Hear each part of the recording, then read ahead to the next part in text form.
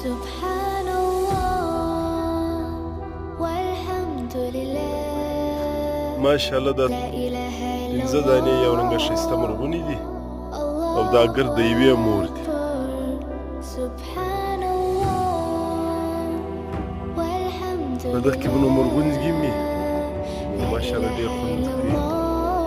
دغه نو د قدرت یو نشاني ده. واقعي ډېر خوندور دي. الله د برکت کې واچي.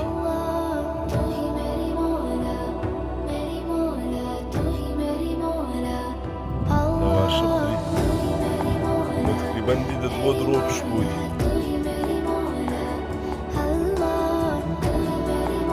د الله برکت ودغه